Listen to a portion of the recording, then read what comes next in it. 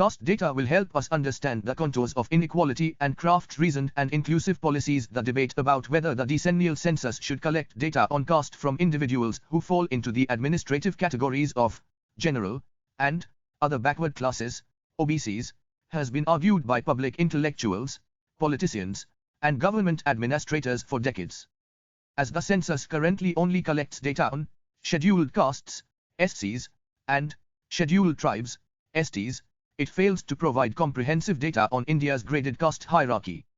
In the run-up to the 2011 census, the political leadership agreed to include a full caste count in the census. It later prevented a caste-wise enumeration in the census. The suppression of caste-wise data took place then because of two interconnected dynamics which are likely to reoccur unless they are collectively challenged. The importance of caste data. First, caste elites generally believe that caste no longer matters in shaping opportunities and outcomes in the 21st century. This caste blindness, or castelessness, obscures caste privileges and conceals sources of multi-generational structural advantage. Many caste elites view the collection of caste data about anyone but the most disadvantaged as unnecessary and a misuse of public resources. This perspective both serves their own interests and ignores the relational nature of caste, that is, the same societal institutions, systems, and cultural norms that have led to historic and ongoing subjugation of oppressed castes have simultaneously empowered others. To understand the full scope of disadvantage, we must also examine the full scope of privilege and advantage. The suppression also occurred as a result of the machinery of government. Organizations tasked with designing census questions and overseeing data collection, similar to every other key institution in society, have caste-based inequalities entrenched within them. The bureaucracy blocked the inclusion of a full caste count in the census 2011 on methodological grounds. It argued that a caste count would be administratively difficult and cumbersome, jeopardize the whole exercise, and compromise the basic integrity of the census. The official language used by the Congress-led government in 2011 was identical to the language used in the affidavit filed in the Supreme Court on 23 September 2021 by the present BJP-led government. The presentation of, supposedly, insurmountable methodological and logistical challenges is particularly effective as an excuse because it silences non-experts.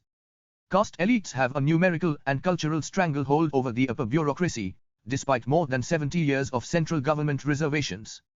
In 2019, out of the 82 secretaries to the Government of India, only 4 were SCs or STs. Following the suppression of the caste count in Census 2011, the executive bureaucracy reconfigured the below poverty line survey and renamed it the 2011 Socio-Economic Caste Census, which had little resemblance to the original demands by caste census advocates and produced unusable caste data. The purpose for collecting caste-wise data in the decennial census is to understand the contours of inequality. These data are crucial to understand how caste intersects with class, gender, and regionality to structure access to resources. The collected caste data should be publicly available for use.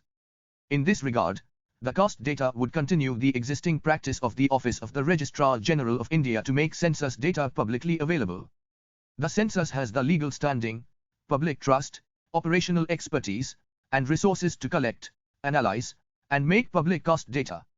Caste data must be collected as part of this constitutionally required exercise. Having the caste census as part of another state project, or overseen by nodal agencies other than the OGI, as happened 10 years ago, will relegate it to parts of the bureaucracy with insufficient expertise in a nationwide data collection operation. While counting, or not counting, caste is political, the decision should not be reduced to immediate political contingencies, i.e., the expansion of reservation policies, the caste-based mobilization by political parties, etc. In the absence of detailed caste data, we fail to name and confront major structural and foundational problems of society, leave space for opportunistic politicians to exploit each caste, and miss the opportunity to craft reasoned, data-driven, and inclusive public policies. Addressing concerns. Yet, important concerns remain.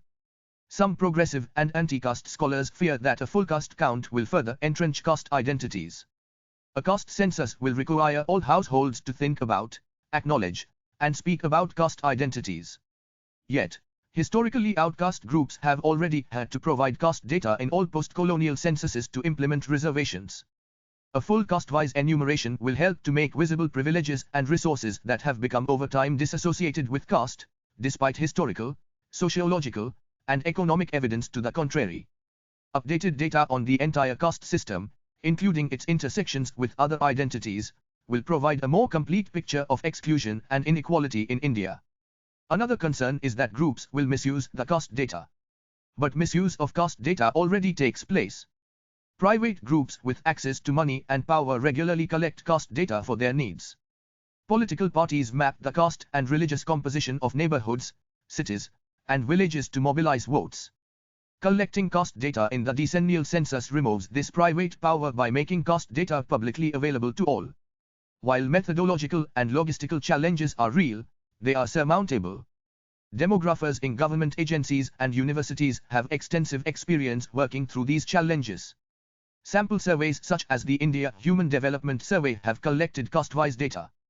In addition, research on the failed caste count suggests the importance of careful planning to prevent groups from being made invisible in the data, such as Dalit Muslims, Dalit Christians, intercaste and interreligious households, particularly those that cut across the line of untouchability or communal divide, and LGBTQ+ individuals. Related to the discussion of castelessness, if a no caste option is included in the census, the caste count will likely undercount well-to-do caste elites. Given the purpose of the caste count, omissions of marginalized groups and elites requires specific attention while designing the survey instrument, training enumerators, educating the public, and analyzing collected caste-wise data. Hence, the entire process requires external oversight if the data are to be usable and to minimize potential harm. As the process unfolds, a public oversight group should work to ensure that major operational and methodological decisions align with the data collection's purpose, to understand the scope of caste-based inequities and address structural inequalities. Anti-caste organizations and public intellectuals, who have devoted their life's work to challenging caste hierarchy, must provide oversight and input. Their perspectives and lived experiences of fighting caste oppression are the best safeguards to ensure that the collected data will be used for liberatory purposes.